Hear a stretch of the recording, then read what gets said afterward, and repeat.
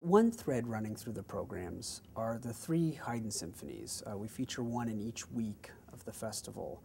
The three Haydn Symphonies are Le Matin, Le Midi, Le Soir. Three symphonies that he composed to kind of create a cycle depicting different things happening at different times of day. And this was really one of Haydn's early masterpieces, this cycle of three symphonies.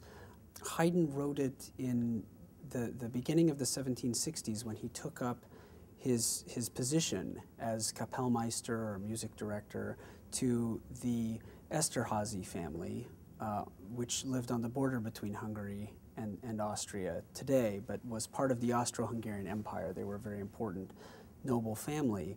And Haydn really wanted to make a good first impression. So he wrote these three wonderful symphonies, and they show off the full range of his virtuosity as a composer.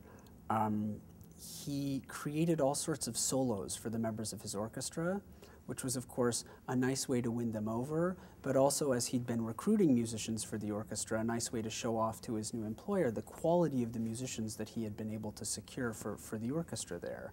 And so, you know, it sort of won him points on both sides, if you will.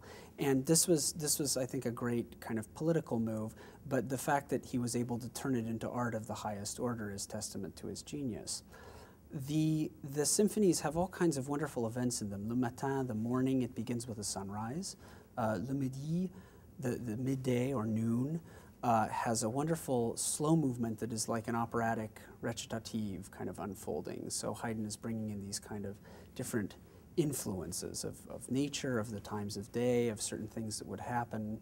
And then Le Soir has a wonderful, the evening, or has a wonderful late afternoon thunderstorm, the kind of thunderstorm that is common in Central Europe on a late summer afternoon.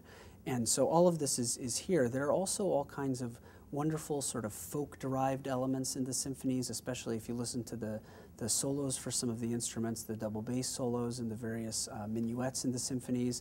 These have these kind of galumphing folk dance rhythms. And so you have Haydn really just absorbing everything he can from his world and putting them into, putting those influences into his music. And so they make a nice cycle because of the times of day connection. They're a wonderful way to show off the virtuosity of any orchestra because of the solos that Haydn wrote.